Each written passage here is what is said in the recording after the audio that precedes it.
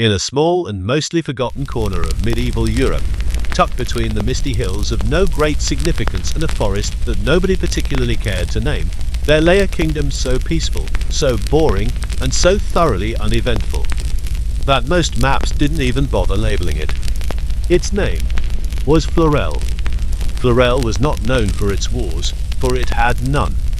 It was not remembered for its inventions, for it built very little. And it was certainly not feared, for the most aggressive thing ever to happen within its borders was an argument over gooseberries at the annual harvest fair. But Florel was known for one thing: its king, King Philip the Ornate. He was not called the Ornate because he had conquered any distant lands, nor because he had written great laws or negotiated mighty treaties. No, he earned the name Ornate because of the sheer number of feathers, jewels, and perfumes he insisted upon wearing at all times, even as the castle staff whispered in the bath. Philip loved beauty, not art, not poetry, not music. No, he loved beautiful people, especially women, and especially if they smiled at him and said the word "Your Grace" in a gentle tone.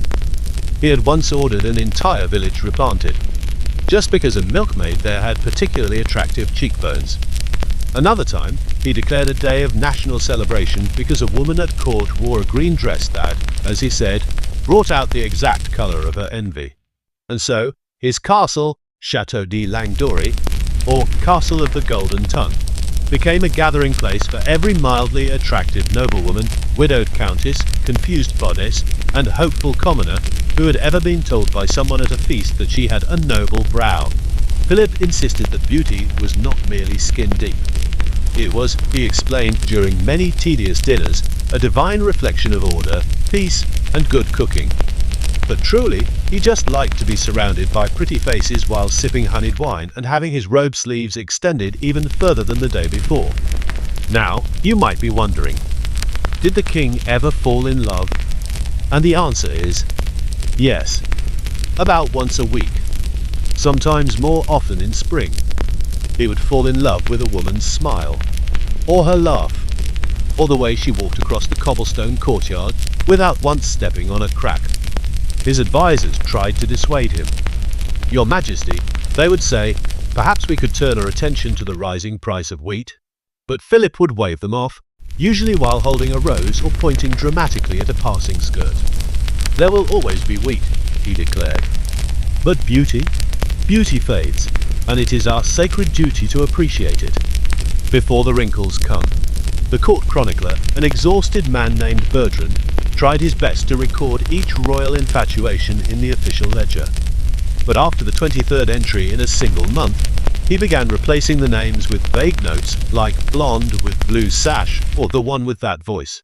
And so, court life flowed on like a lazy river, carrying with its sighs, serenades, and far too much rosewater perfume. One particular spring morning, as bees hovered half-heartedly over limp blossoms and the sky yawned with overcast indecision, Philip summoned his court. He had a new announcement, which of course meant everyone groaned just a little on the inside. "I have seen her," he declared, standing on the balcony of the grand hall with his robe trailing behind him like a forgotten tapestry. "Seen who, Your Majesty?" asked Lord Drew, the Minister of Utterly Pointless Affairs. "The woman, the one, the jewel among stones, the star above candles. Yes, yes," muttered the Duchess of Montfort. "We know." Philip ignored her. He was quite good at that. She was in the market, dressed simply, but with the grace of a swan. A swan, if that swan had the posture of an empress and the hands of a harpist. No one quite knew what harpist hands looked like, but they nodded anyway. "I must meet her," he said, placing one hand on his chest and the other on the railing, as if hoping it would swoon. And so, a royal search began, which in truth meant that several guards and the royal chef's apprentice wandered into town with vague instructions and a very unhelpful sketch drawn by the king himself. The sketch mostly looked like a loaf of bread with eyes. Meanwhile, at court, the usual whispering began. Was this woman noble? Was she married? Was she real? Lady Beatrice, a clever widow with 3 estates and absolutely no interest in the king's affections, offered 10 florins that the woman in question was actually just a reflection he saw in a shop window. And to be fair, that had happened once before. Eventually, a likely candidate was found. Her name was Morel. She was the niece of the castle beekeeper, known for her quiet manner and very, very symmetrical dimples. She was brought to court with much fanfare and exactly 12 bouquets of flowers. Philip was enchanted. She, on the other hand, seemed slightly confused, especially when he compared her eyes to the lakes of northern mist which she'd never seen. Still, she nodded politely, curtsied deeply, and accepted the honorary title of Lady of Petal Grace, which came with a ribbon, a small gold plate, and unlimited access to cherries from the royal orchard. For the next 3 days, Morel sat beside Philip at meals, where he composed increasingly nonsensical poems and insisted the musicians play only songs in B-flat minor, because it matched her soul. And then, just as suddenly, he moved on. Morel was reassigned to the position of court rose arranger, which was really just a polite way of saying the person who now sits 3 seats to the left. She didn't mind. The cherries were still free. And this, of course, was simply how things went in Florel. There were no wars, no uprisings, no grand political shifts. Only silks, perfume, smiles, and a king who fell in love with the idea of love every time the breeze changed direction. To some, it might seem pointless, but to others, it was peaceful, because in a world so full of noise, danger, and unrest, there was something strangely comforting about a kingdom where the greatest crisis of the season was a misplaced love poem. And the only royal decree worth remembering was that pink looked better than lavender on Tuesdays. And so, the people of Florel lived gently. They went to sleep each night knowing that while their king might not be wise, or bold, or even very interesting, he would always be beautifully, hopelessly, delightfully ornate. By now, you understand that King Philip the Ornate was a man of, let us say, consistent priorities. While other kings of the era spent their days worrying over borders, taxes, and the rising threat of neighboring kingdoms with sharper swords and better roads, Philip concerned himself with far more pressing matters, like the exact number of rose petals needed to scent a bath without overdoing it. 37, according to his chief herbalist. Or whether sapphire earrings looked more royal than emerald ones when worn during stormy weather. They did, but only if accompanied by a cloak with matching trim. Yes, Philip was deeply committed to matters of personal elegance and aesthetic ambience. Each morning, the royal servants would draw his bath at precisely 3 degrees above lukewarm, with the bubbles arranged into small, poetic swirls. The king insisted it helped inspire his imagination. He liked to compose short verses while soaking. One example, preserved in the castle archives. Soft is the foam that kisses my knee, like the glance of a maiden, or perhaps a bee. The line about the bee was later scratched out, replaced with something about dandelions. He bathed for exactly 28 minutes every morning. Not 27. Not 29. Why? No one knew. But one unlucky servant once removed the towel tray too soon, and the king did not speak to anyone for the rest of the afternoon. Following the bath came the robing hour. It was not technically an hour. It lasted anywhere from 35 minutes to 2 full episodes of lute music. The robing hour involved layers. Silks, velvets, brocades, and the occasional extremely uncomfortable lace that no one had asked for. The final flourish? A hat. Philip had an extensive hat collection. Tall hats, wide hats, feathered hats, fur hats, hats shaped like fruit baskets, a phase he deeply regrets. His current favorite was a burgundy crown-adjacent bonnet with dangling golden beads, which he called the Thinker. Once fully dressed and powdered, Philip would descend the grand staircase, a process he liked to draw out for dramatic effect, and arrive in the Hall of Light Council. This was where his advisors gathered daily, and where, naturally, nothing ever happened. You see, Florel was too peaceful, too small, and too far away from anything valuable to require much governing. As a result, the council meetings consisted mostly of long silences and politely vague reports. Let us meet a few of the regulars. Lord Drew, Minister of Utterly Pointless Affairs. He once wrote a 9-page scroll on the curvature of umbrellas. Lady Avellini, Keeper of Ceremonial Ribbons. She took her job very seriously, especially the measuring of bows. Father Aubert, Royal Confessor and Chronic Yawner. His primary concern was making sure Philip didn't start writing religious poetry again. Chancellor Guillaume, whose role was to quietly suggest actual decisions and then pretend it had been Philip's idea. And of course, Bertrand the Chronicler, who had taken to writing meeting minutes in the form of haiku just to keep himself awake. Each day began with the same ritual, the ringing of the gilded spoon. Philip refused to use a bell, saying it made him feel common. And so, with a gentle tap-tap of the spoon against a crystal goblet, the day's business would begin. Let us begin with matters of state, Philip would say, reclining slightly, his robes arranged in gentle folds. How fares the realm? There would be some shuffling of scrolls. Guillaume would clear his throat. My king, he would begin slowly, the northern farms report an abundant barley harvest. The sheep have been unusually calm, and the bridge at St. Colombe has finally been painted. Painted? Philip asked, perking up. What shade? Light grey. Philip furrowed his brow. I would have preferred lilac. Lady Avellini made a note to send the painters some lavender samples. Then came the real crisis of the day, the matter of the peacock. Apparently, one of the royal peacocks had taken a strong dislike to its own reflection in the garden fountain and had been shrieking in protest each morning, thus disturbing the harmony of the sunrise tea ritual. Philip placed one jeweled hand to his temple. This is serious, he whispered.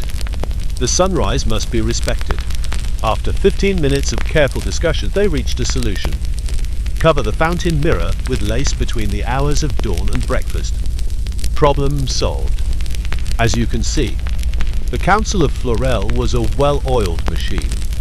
But not all was entirely frivolous. There was, as it turned out, a letter, delivered by a courier with muddy boots and a furrowed brow. The letter came from the neighbouring Duchy of Tremoy. It was written in overly polite script, signed by Duke Roland, and covered in unnecessary wax seals. Guillaume read aloud. To His Most Feathered and Decorated Majesty, Philip the Ornate, greetings and dandelions. I write to inform you that I shall be arriving in Florel within the fortnight, along with my son, Lord Lucien, and various staff, banners, and horses. We look forward to enjoying your kingdom's renowned serenity, and perhaps the warmth of certain future alliances. In beauty and brotherhood, Duke Roland of Tremoy. Philip blinked slowly. Future alliances, he murmured. The council exchanged glances. Everyone knew what this meant. Roland had a son. Philip had no heir. And Roland, like many clever nobles, saw an opportunity to insert himself into Florel's slow, perfume-scented orbit through the subtle art of arranged marriage. Lady Avellini raised an eyebrow. Do you suppose the Duke expects your Majesty to marry his son? Philip's eyes lit up. Well, he said, gently swirling his wine, is he handsome? And that was the end of the meeting. Outside, the sky threatened to rain but changed its mind. Inside, preparations for the Duke's arrival began. Chandeliers were polished, tapestries refolded, and the royal cat, a fluffy creature named Chiffon, was finally combed.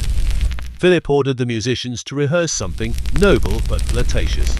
He also began practicing his smile in the mirror, which involved a great deal of head tilting and shoulder positioning. I must be warm, he explained to Bertrand, but not desperate. Bertrand wrote this down under the heading, Royal Smiling Philosophy, Volume 6. That night, the castle hummed with activity. Servants moved about like sleepy bees. The scent of lavender floated through the halls. And Philip, wrapped in his softest robes, stood on his balcony and looked out at the stars. He wondered what Lord Lucien would be like. Would he be tall? Would he appreciate silk? Would he use metaphors correctly? He sighed, not because he was nervous, but because, well, it made him feel more romantic. Down in the kitchens, someone dropped a ladle. In the stables, a donkey sneezed. And far beyond the hills, the Duke's caravan rolled slowly forward, carrying with it the next chapter in Florel's very peaceful, very uneventful, and very aesthetically pleasing story. Morning arrived in Florel not with a bang, but with a very polite yawn. The sun filtered through the castle windows at a courteous angle, the birds chirped with admirable restraint, and the kitchen fires murmured to life with the gentle crackle of baking bread. On this particular day, however, there was a slight shift in the palace's usual fog of slow routine. For the Duke of Tremoy was expected, and with him, his son, Lord Lucien. The castle staff, usually accustomed to gentle tidying and soft polishing, had been engaged in what one might generously call vigorous fluffing. Cushions were beaten.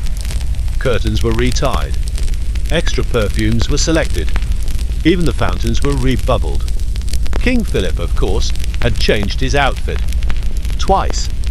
He began the day in deep emerald robes trimmed with silver thread, a look his advisor said made him appear wealthy, yet mysterious.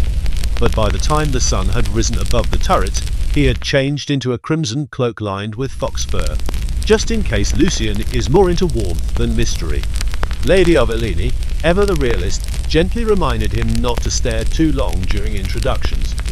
"Let your robe do the talking," she advised. Philip appreciated that. He added a jeweled pin shaped like a dove. By mid-morning, the royal courtyard had been transformed into a scene of elegant anticipation. Banners fluttered. Musicians tuned their lutes in slow, thoughtful strums. The royal cat chiffon had been placed, intentionally, on a velvet cushion near the entrance, as a silent ambassador of softness. And then, they arrived. The Duke of Tremoyl's entourage rolled into the courtyard on polished carriages drawn by suspiciously well-brushed horses. Footmen hopped down to open doors. Pages carried luggage with unnecessary ceremony. And from the central carriage stepped Duke Roland. A tall man with thinning hair, a smile that looked carefully rehearsed, and the kind of jawline that probably once impressed people at dinner parties. Behind him, Lord Lucien. He was, to put it gently, less dramatic than expected. Not tall, not short, not particularly stern, nor particularly soft. His hair was politely wavy. His eyes were the colour of cooled tea. His clothes were fashionable in a way that seemed quietly intentional. He stepped forward, bowed with practiced ease, and said, "Your Majesty, what a gracious welcome. I hope the journey here did not interrupt your poetry." Philip blinked, and then smiled. "A man who knows I write poetry," he said, placing one hand dramatically on his own chest. "Truly, this must be destiny." Lucien smiled faintly.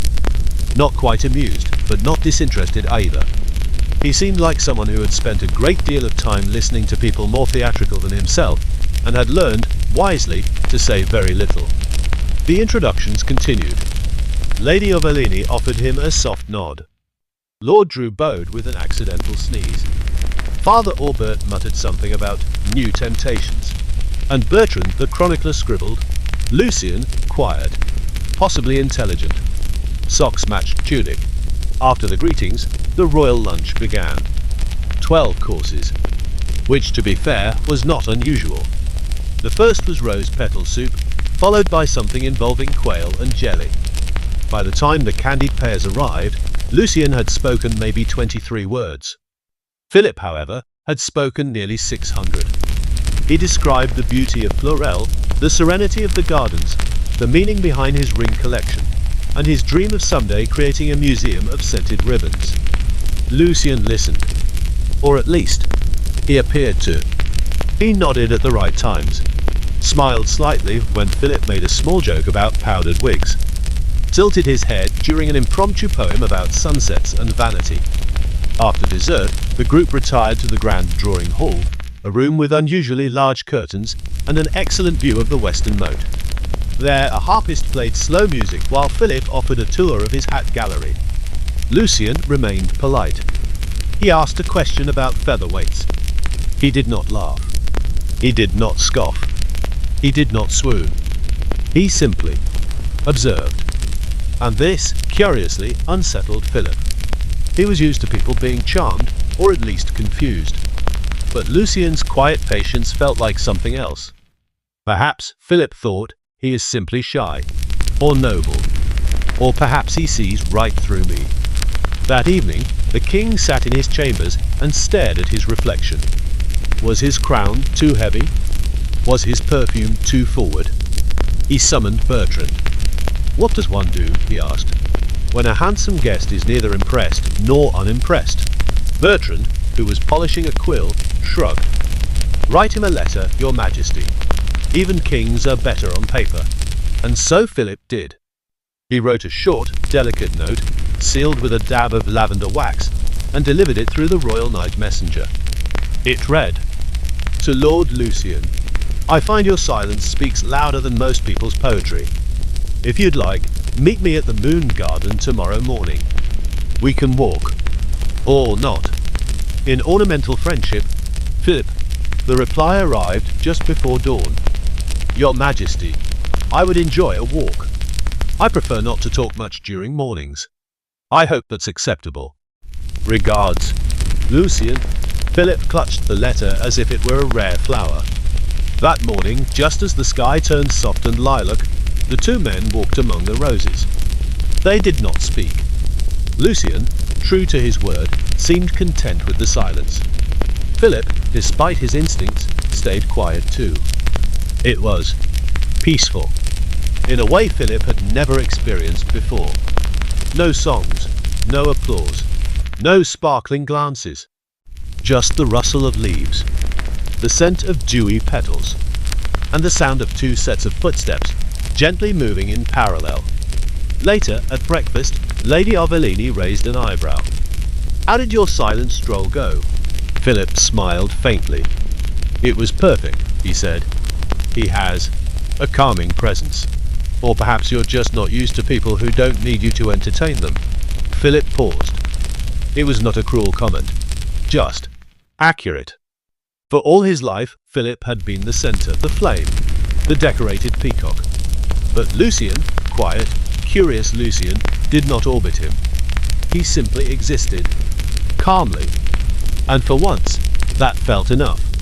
As the week unfolded, Florel remained as peaceful as ever. The Duke went hunting, badly. The castle chef invented a new dessert involving toasted milk. A court juggler sprained his ankle on a plum. But through it all, Philip and Lucien continued their quiet meetings. Sometimes in the rose gardens. Sometimes in the library. Once on the roof, wrapped in cloaks, watching stars appear like shy servants. And the court whispered. Of course, they whispered. But no declarations were made. No announcements. No public affections. Only a slow, quiet rhythm of two men finding something. Perhaps not love, but perhaps something even more rare. A kind of peace neither of them had expected. The days in Florel passed slowly, as they always had. The sun rose in a soft yawn. The doves cooed with studied indifference. And the castle kitchen released its usual morning scent, a pleasant mix of warm bread, soft cheese, and cinnamon that seemed to float through every corridor like a gentle lullaby. But something had changed. It was not dramatic, not loud, certainly not urgent. And yet, those who had lived long enough within the velvet-covered walls of Chateau de Langdory noticed it. The king was quieter, not silent, of course. He still issued 3 daily outfit changes, still recited spontaneous poetry to passing flowers, and still held strong opinions about curtain texture. But he was reflective. He stared longer at the pond. He spoke in softer tones. And when Lord Lucien entered a room, Philip smiled in a way that involved no hand gestures. This, naturally, caused ripples. Because while Florel was too peaceful for real intrigue, it was never too sleepy for gossip. In the rose parlour, Lady Beatrice leaned toward Lady Avellini and whispered, Do you suppose His Majesty is actually smitten? Lady Avellini, who was busily embroidering a handkerchief with a pattern of judgmental owls, shrugged. "If he is," she said, "he's being more careful about it than usual." Which is surprising. Indeed, it was. In the past, King Philip's affections had moved faster than a startled goose. He fell in and out of fancy like it was a scheduled event. But with Lucian, there were no grand gestures, no parades, no serenades, just long walks, shared silences, and the occasional exchange of thoughtful glances during boring council meetings. Bertrand, the chronicler, even began a separate volume titled Royal Glances and Their Meanings. He wasn't sure what it meant yet, but he was paying close attention. One afternoon, as the rain tapped politely against stained glass windows, Philip invited Lucian to play Royal Quiet Chess. It was a game invented by Philip himself, normal chess, but with silken pieces and no talking allowed. Lucian agreed. They played in the green room. No servants, no audience, just the soft crackle of a nearby fire and the occasional creak of the ceiling beams above. Philip opened with a bold move. Lucian countered. They continued in silence. Halfway through the match, Lucian paused. Not because of strategy, but because he was thinking. And then, without looking up, he asked, "Do you enjoy being king?" Philip blinked. It was not a loaded question, nor a rude one, just curious. "No one's ever asked me that," Philip replied slowly. He glanced at his ring, a thin band of gold shaped like vines. A gift from a duchess he could no longer remember. "I suppose I enjoy parts of it," he said. "The robes, the gardens, having more pillows than any one person could possibly use." Lucian smiled faintly. "But sometimes," Philip continued, moving his bishop without thought, "I wonder what it would feel like to be irrelevant, just for a day, to walk through town unnoticed, to sit on a bench, to buy fruit without it being pre-washed by 6 servants." Lucian looked up. "You could, you just have to remove your hat." Philip laughed, a soft, genuine sound. No, that would be treason." They returned to the game. Later, as Lucian gently placed Philip's king in checkmate, neither man spoke. But something subtle had shifted. Not in romance, not in politics, in understanding. They were, in many ways, opposites. Philip, bright, decorative, emotional. Lucian, reserved, steady, quietly sharp. And yet, their silences fit together. That evening, the Duke requested an audience. Roland of Tremoy was not a subtle man. His sleeves were large, his voice was firm, and his patience wore thinner each day he remained in the fragrance-drenched halls of Florel. He bowed to the king, then launched into his purpose. "My dear Philip," he began, "surely you see the opportunity before you." Philip, reclining in a satin-lined chair, raised an eyebrow. "Opportunity is a large word, Roland. What does it mean today?" Roland smiled tightly. "You and my son, a union, a joining of houses, an alliance that would strengthen both realms and—" Yes, Philip interrupted, "and assure you a seat at every future feast." Roland coughed. "I speak of legacy." Philip stood slowly and walked to the window. Outside, the moon had risen, pale and distant. He spoke without turning around. "Your son is not a treaty. He is not a goat to be traded, nor a prize to be won." Roland stepped forward. "And yet, here he is, spending every morning with you, every evening, whispering by fountains, smiling over chess. What else could this be if not progress?" Philip turned. It could be peace, or curiosity, or nothing at all. The room fell quiet.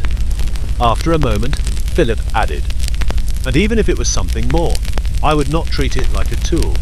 Roland nodded, not in agreement, simply in recognition. He bowed once again and departed without another word. That night, Philip could not sleep. The moonlight spilled across his chamber floor, lighting up the lace of his nightgown.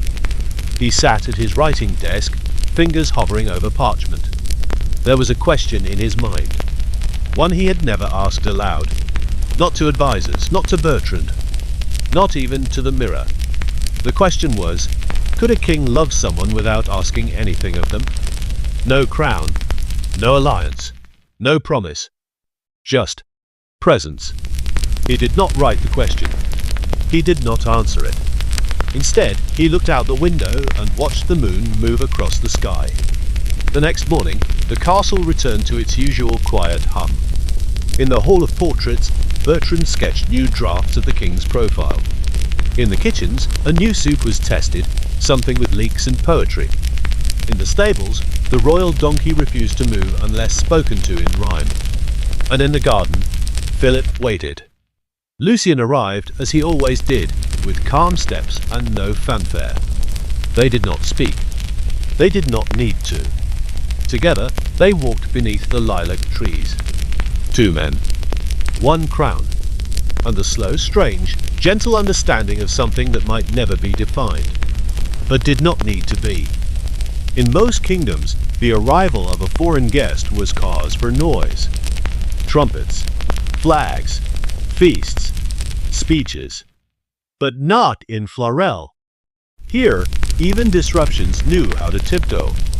And so, when a letter arrived bearing the seal of Princess Isabeau of Belventre, the palace responded not with a shout, but with a very long and detailed conversation over which tablecloths should be used for lunch. The letter was simple. To His Majesty Philip the Ornate, I have long admired your kingdom's serenity and sense of ornamental balance. I wish to pay a brief visit. Not for marriage. Not for alliance. Simply for the quiet. Yours in velvet and curiosity, Princess Isabeau of Belventre. Philip was, at first, suspicious. Not of spies. Not of assassins. But of competition. Do you suppose she's more elegant than I am? He asked Bertrand, who was examining the letter for poetic phrasing. Bertrand shrugged. She'd spelled ornamental correctly. That's something. And so, preparations began. Not grand ones, just polished ones. Cushions were refilled. A new soup was invented. The royal cat, Chiffon, was trained to sit beside the guest and purr with subtle nobility. Lucien, when told, said only, "Sounds interesting." Philip watched his face closely, but there was no flicker of jealousy. No change in tone. Just calm, quiet observation, the same as ever. And that, oddly, made Philip feel unsure. Did Lucien care at all? Princess Isabeau arrived on a Wednesday, just after tea but before embroidery hour. She was not tall, but she carried herself like she had once been sculpted out of marble and then decided to take up walking. Her dress was simple. Her jewelry, quiet. Her eyes, sharp. She bowed. Your Majesty, you smell of lilac and something undecided. It suits you. Philip smiled. Bertrand wrote that down. Lucien stood beside the rose arch, watching. Isabeau noticed. She always noticed. The days that followed were filled with pleasant nothingness. She toured the greenhouse. She asked for a sketch of the king's favorite hat. She tasted the barley honey custard and declared it surprisingly humble. She even listened to one of Philip's poems without laughing. In the evenings, the three of them sometimes sat near the fountain. Philip spoke most. Isabeau listened. Lucien watched the sky. One evening, Isabeau turned to Lucien and said, "You don't speak much." Lucien shrugged. "Most things are better without commentary." Isabeau smiled. "True, but silence is only golden when it's chosen. You wear yours like armor." Philip glanced at Lucien, unsure whether to intervene. Lucien, for once, spoke. "I used to speak more, before I learned how quickly words become contracts." Isabeau said nothing after that, but she looked at him a little longer than before. Later that night, Philip found himself in the library, A grand room with too many books and not enough readers. He wandered among the shelves, trailing a ribbon behind him for no real reason. He paused at a dusty volume of old court records. Opening it, he found a letter, tucked between pages. Old, unsigned, faintly scented with ink and something like regret. It read, "I have spent years dressing up feelings in silk and etiquette, but even roses rot when tied too tightly. I wish I had said something when it mattered, but I was afraid of becoming real." Philip stared at the words. He did not know who had written it, or to whom, but it made his heart feel quiet. He read it again, and again, then closed the book. The next morning, the princess left. She did not give a reason. She did not say goodbye loudly. She simply walked out beneath a gray sky and said, "Thank you for letting me rest here. I understand now." Philip asked, "Understand what?" She looked at him kindly. "How heavy your crown must feel, even when it sparkles." And then she was gone. That afternoon, Philip stood on the terrace with Lucien. The wind was soft. They looked out over the hills. Nothing special, nothing dramatic, just trees, a river, the gentle, familiar world of Florel. Lucien spoke first. "She was perceptive." Philip nodded. "Too much?" "No, just enough." They were quiet for a while. Then Philip asked, "Do you believe in comfort without consequence?" Lucien looked over, slowly. "I believe in rare things. That's why I'm still here." Philip blinked, and then smiled. Not a dramatic smile. Not one for an audience. Just a soft one for himself. That night, a second letter appeared in the library. No one knew how it got there. This one read, "Sometimes, peace is not the absence of conflict, but the presence of someone who doesn't need to be impressed." The season had shifted again. In Florel, change did not arrive with thunder or triumph. It came softly, like a servant brushing lint from a robe. Autumn did not fall. It simply settled. Leaves browned politely. The sky found its grayest paintbrush, and the wind began whispering in a lower register. In the palace, things moved as they always had. Tea arrived at the third chime. Letters were pressed with lavender. The king's robe was brushed before breakfast. But something had changed. Not loudly, not visibly, but like a cushion that now held a slightly different weight. One morning, Philip sat alone in the solarium. He wore no crown. Just a robe embroidered with stitched pears and an expression that suggested he had just remembered a dream he couldn't fully grasp. Chiffon, the royal cat, curled beside him, half asleep and humming faintly. Bertrand entered. "Your Majesty," he said, bowing. "A new painter has arrived. He comes from a village known for still lifes and very, very quiet goats." Philip blinked slowly. "Does he paint feelings?" Bertrand paused. "Then, he paints whatever doesn't move too quickly." Philip nodded. "Acceptable." He rose, stretched his fingers, and walked barefoot to the window. The garden was full of fog. A gardener trimmed roses with surgical care. Somewhere, a harp was being tuned. Lucien had not spoken much since Isabeau left, but he was still there, always nearby. Like a candle you don't realize is lit until the room goes dark. Later that day, Philip passed the old corridor near the eastern wing. This was a forgotten hallway, mostly used by spiders, drafts, and thoughts too gentle to speak aloud. As he walked, he noticed something strange. The doors, usually closed, were all slightly ajar. Not wide open. Just a sliver. It was as if the corridor had been whispering in its sleep and had forgotten to finish the sentence. At the end of the hall was a chair. On it, A book. Old. Blue, no title. He picked it up. Inside, it was filled with one-liners, observations, half-poems, most unsigned. A crown is simply a question no one dares to answer. Beauty is a negotiation with time. People listen hardest when you say nothing at all. He smiled, then closed the book and left it exactly where it was. That evening, a dinner was held. No occasion, no guest. Just the king, his advisor, his steward, and Lucien. The table was long, but no one minded. They had mastered the art of distant conversation. Halfway through the lentil pudding, Philip spoke. "Do you ever think we are just dressing up silence?" Bertrand, chewing, said. "Constantly." Lucien looked up. "Some silences deserve ribbons." Philip stared at him for a moment. Then, "I think I would miss you if you left." Lucien blinked slowly. "I think I would miss being here." That was all. But it felt like a confession, or at least the outline of one.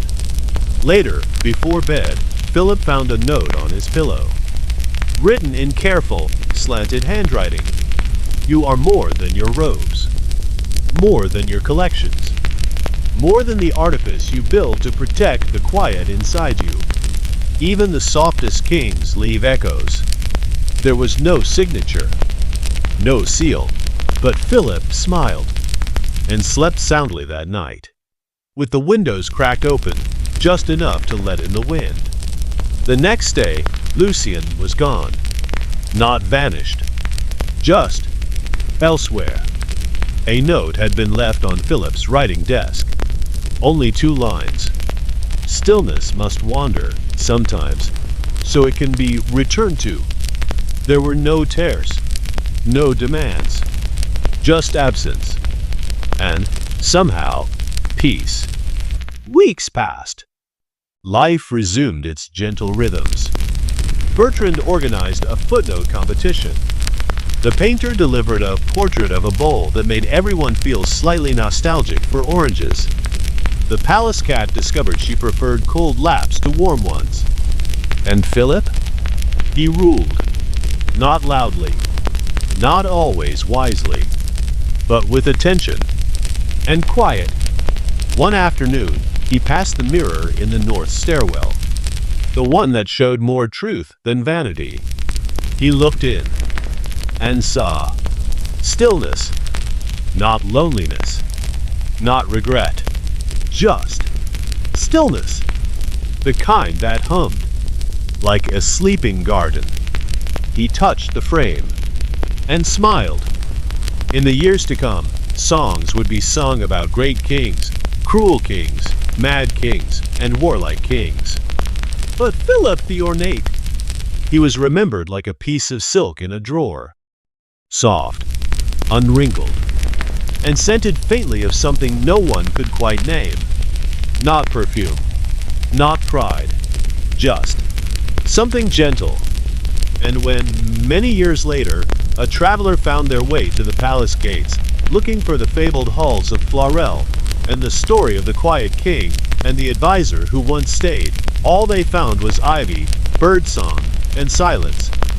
But if they listened very, very carefully, they would hear the echo of a crown being set down, and someone, somewhere, beginning to dream.